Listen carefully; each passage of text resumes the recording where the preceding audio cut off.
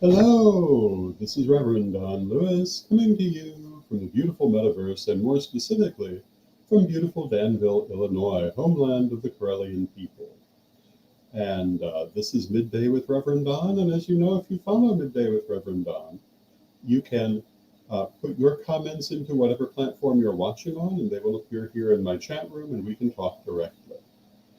And today, hello to Rev Ravenwolf in the chat room. We're going to talk about Correllianism in the 1980s. But first, I wanted to mention that on my Facebook screen this morning, I saw that it was 9 years ago that I created a particularly popular meme. I'm going to talk about that tomorrow as part of my beginning of the conversation of Correllianism in the 1990s. But today we're going to talk about the 1980s. And where do we start with the 1980s? Well, we start in the 1970s. When Lady Crystal and I became first priest and priestess, we really wanted to make this an open tradition and bring in people who were not members of the family. And hello to Rev Calvin in the chat room. And that really set off a lot of things for the 1980s. And in many ways, this had already been beginning to happen. The public arm of the Corel Mother Temple had people by the mid-70s who were already not part of the family, but not necessarily considered Correllian yet. In the 1980s, they became Correllian. We began to talk a lot more about our teachings. Hello to Antonio in the chat room. We began to really look at how to move farther out from our familial beginning. Hello to Samantha in the chat room. But we didn't actually go all that far. We went with what we knew. For me, that meant going with a lot of media, and for Lady Crystal, also for Lady Bitterwind, to name three of our most popular media people at that time. Hello to Janet in the chat room. Hello to Melanie in the chat room. Lady Bitterwind had been an artwork figure in media for some years, particularly in fan media. She had been particularly known as an artist, and hello to Raven in the chat room, in Star Trek fandom, but also other kinds of fantasy and science fiction fandom, possibly going back to the 60s. She was particularly known for J and S/ fiction, if you know what that is. But she was also known for perfectly ordinary works. And she, at that time, was primarily a two-dimensional artist. Now, people who remember Lady Bitterwind today will think of her as a three-dimensional artist. That came later in her career. But at that time, she was doing pen and ink artworks. By the 80s, she had moved a little bit farther away from it, but she was still doing it. Occasional writing. Lady Crystal worked as in media as a writer and a poet. And I had also had some background already, even though I was still quite young, in the fanzine market, in the fantasy and science fiction film market. So I had some idea of how to do these things. And in the early 80s, that's what I was doing. I was doing this kind of fanzine sort of thing. It was then that I wrote my first novel called That Shining Planet, which was a Battlestar Galactica novel, which will probably never see the light of day because of the fact that it's all copyrighted material, but it was intended for a fandom base that would never have been commercial. But that was my first attempt writing something like that all the way till the end. I was thinking at that time of really being primarily a two-dimensional artist, working with illustrations and the like, and in many ways I've done that. But that was where I was at the start of the 80s. And we started looking at things like putting together a series of lessons. By the mid-80s, around 1986, that had been begun. It was nothing compared to what followed later, but it was a beginning. Um, I'd like to say that it contributed to what would later become the witch school lessons. It really did not. It was not nearly as systematic as what we ultimately came out with. But, it's one of those things you start with. In a lot of ways, Correllianism in the 80s was still very, very small, focused heavily on media in these ways. And in a lot of ways, we were living our lives. We were not really running a large tradition at that time. We were doing a certain amount of ritual in public settings. We were doing a certain amount of teaching, but it was mostly still very private, even though we had enlarged the tradition, even though we brought other people in. And it's also worth saying that at that time, and hello to Raven in the chat room, if I didn't mention you already. At that point, we did not have systematized lessons. Everyone was kind of learning in a lot of ways what most appealed to them. And although this was not the worst form of lesson, it did leave sometimes people not necessarily learning certain things that they might have learned. When we put together the systematized lessons, for example, we really focused on grounding and shadow work right in the very beginning. That was not always the case for everyone back in the 80s. It was for me, it had been for Lady Crystal, and I suppose for most of the people we dealt with, it was, but it didn't necessarily need to be. And as we started to bring in new people, this became a concern. That really happened more in the 90s. In the 80s, we were kind of looking at where we were going. We were kind of looking at what we were doing in our personal lives. And again, a lot of that was focused on media. I've talked in the past about my career in the pagan press. That started around 1985, 1986. Earlier this year, I did a special called My Career in Pagan Journalism, I believe it was. When I talked a lot about that, I'm going to talk a little bit about that now, because for me, that's what the 80s were about. I became involved in pagan journalism. And if you don't remember anything before the internet, you won't know what that is in the sense I'm talking about. Before the internet, what we had as our primary means of communication throughout the wider community, they were sometimes called pagan zines, they were sometimes called fanzines, but they were the same sort of thing you would see in the fan community. They were primitively made. They were, as a rule, they were typed on typewriters. They were put together with Scotch tape. They were photocopied, and they were sent out. They often appeared at different festivals. There usually were mailing lists to send them to, and they would go out to the different people who would order them. And there were all kinds of these. And at that time, I was still in college, so I had a certain amount of time that I could use. And even after I left college, I still had quite a bit of time through most of the 80s. When I left college, I began working as a psychic worker.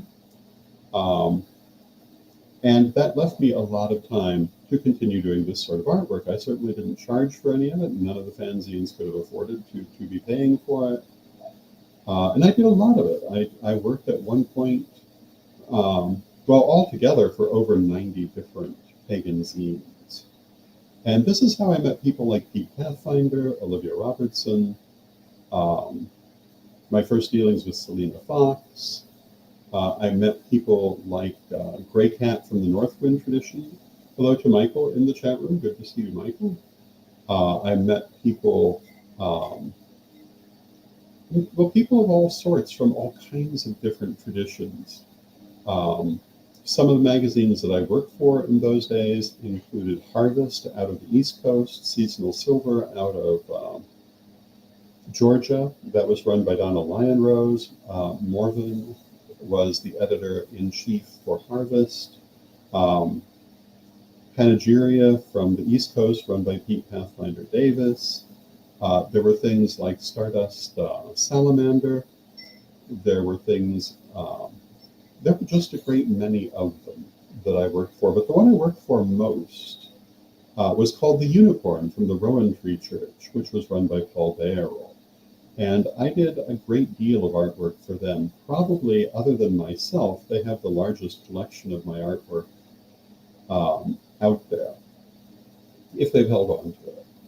But I did, it was not uncommon for them to run 2 to 4 pieces of my artwork in every issue.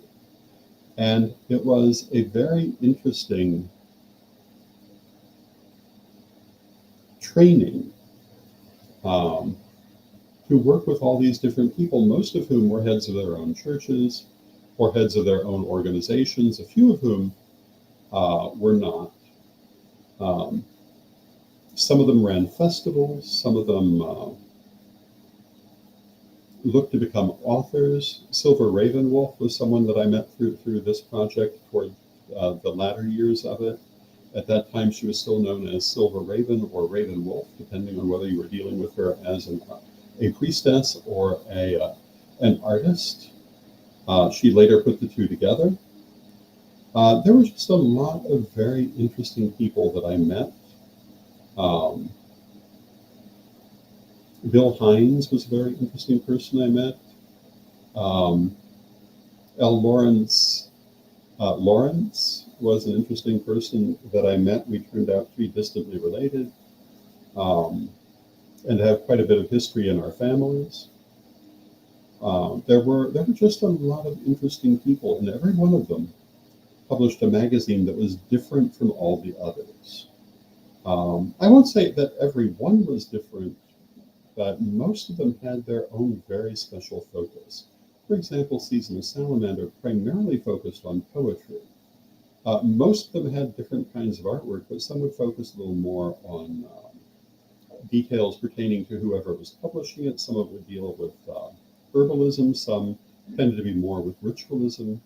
And, you know, in those days, we didn't have books coming out every couple of weeks. There were quite a few books coming out, but not nearly enough to answer things that people really wanted to know. And quite a bit of that was made up by these magazines.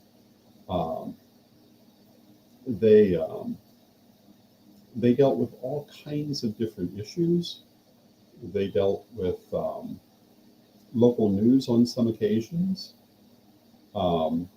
They dealt with all sorts of things. And they also dealt with them all 2 months before they published, because that's what you had to do to have it out on time. And this was a very interesting training because, you know, prior to this, the Wheel of the Year for me was when it was happening, as it is for most people. But when I became involved in Pagan Press, I had to be looking ahead. And that had a very interesting effect on my experience of time. And I would say it was a positive effect, but it was a very definite effect.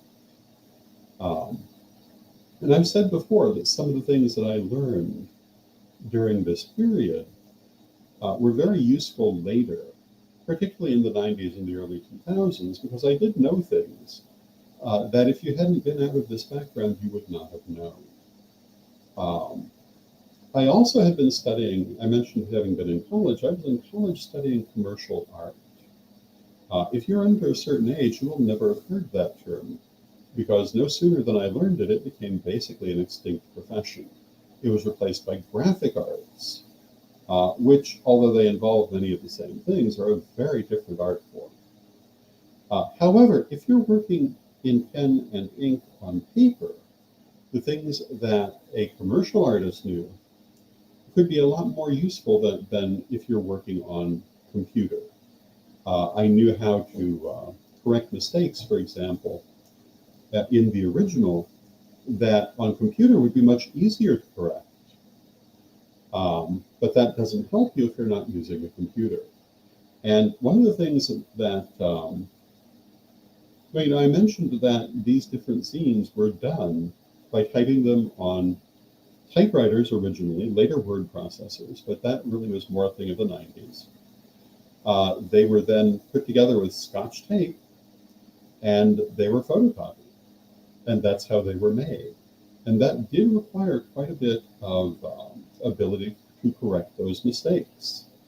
Um, it was a very interesting process. And in the 90s, this became very popular or very helpful when we did the Roundtable magazine and other similar magazines in that time period. During the 1980s, my primary experience of the wider pagan community came from two things: the local community near me and that pagan press. I didn't really go out very often to any of the national festivals. I did go to a Rowan Tree Festival once. Um, and so I wasn't necessarily getting that aspect of the community. And I have to tell you, the community here in central Illinois was very much a love fest, for want of a better way to describe it. Everybody seemed to get along. Um, Later, when I discovered the witch wars that erupted during the 90s, I was quite surprised because everyone I had known prior to that had been happy to know each other, even though they differed in many ways. Um, you might think that a place like Danville, Illinois didn't have much of a pagan community or the surrounding communities, but in fact they did. And I discovered some of this in the years that I was working as a psychic worker. Because most of the psychic fairs I worked at had a significant pagan presence. That's where I met my late wife, for example. Um, it's where I met later Novala Suter, who ran the Temple of Fairywood in Elgin. It's where I met a lot of different people doing a lot of things that were pagan, as well as people doing things that were spiritualist and from other backgrounds. Um, And if we talk about Correllianism in the 1980s, I think I would also have to include that as part of my personal training. And Lady Crystal was working many of these same psychic fairs. And one of the things I learned there that's been extremely valuable to me was that it's what happens if you don't do grounding. A lot of the backgrounds of other people who were working there didn't really make a big influence around the idea of grounding. Whereas for us, it was one of the major things. But you could see the difference. A lot of those people seemed to be walking about a foot off the ground. Obviously not literally, but in terms of how they were relating to the world. And this certainly got one's attention. They showed a lot of negative signs of not grounding. Now, when I moved from the D&H fair circuit to the J&N fair circuit, this became less obvious because a lot of people there did have a good background in grounding. By comparison, there were also a lot more pagan people there. But I learned a lot of things. Some of them were not necessarily helpful. Some of them I've learned later were not necessarily useful. And some of them definitely were. I will always remember sitting one day with a lady who only worked at the D&H fair circuit for a short time, but she was a great believer that magic, to be effective, had to be spoken. And she was very much a believer in the power of the word, which, if you're familiar with Correllian works, we are not believers in. But it was a very interesting conversation. Some of the things that I learned at that time included that if someone came to you for a reading, they were meant for you, even if it didn't seem to go well, which I still believe to this day. And I think if someone comes to you for teaching, that there's a reason for that, even if it doesn't seem to go well. Maybe there was something you had to teach them. other than the actual lessons. Maybe there was something they needed to show you. So these were some of the things that I was doing during those times. And how do those times affect Correllians today? Well, if we weren't already very focused on grounding, we became more so. Our focus on psychic work became more so during those years. It was always a very big thing for us, but it became more so during those years. And our work with media would really take flight during the 90s, but it started in the 80s. And all of these different things, I think you see still with us today. Now, the other thing I was talking about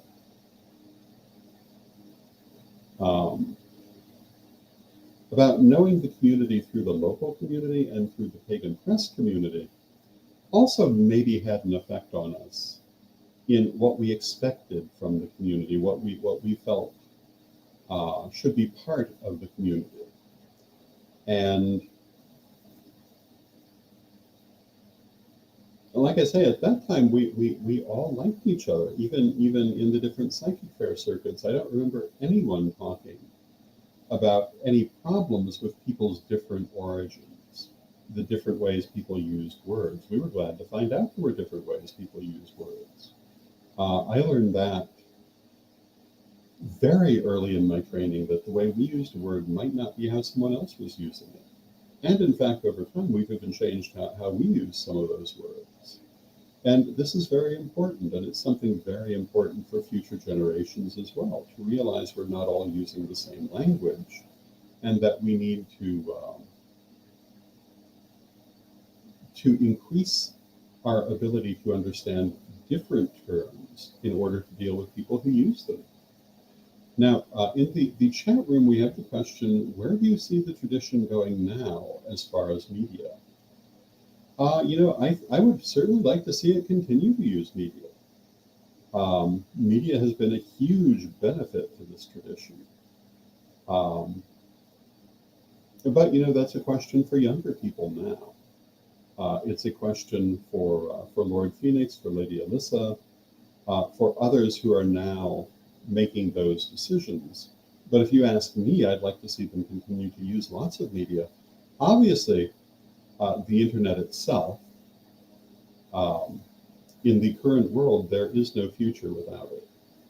I would love to see them continue doing newsletters like the Correllian Times. I would love to see them doing more videos. I think all of these things are very important. But what they will do will be up to them. But as far as what I would like to see, I would like to see those things. I certainly intend to continue doing those things myself, as long as I remain here. I do not see myself backing away from media, because it's really been where I've put my life.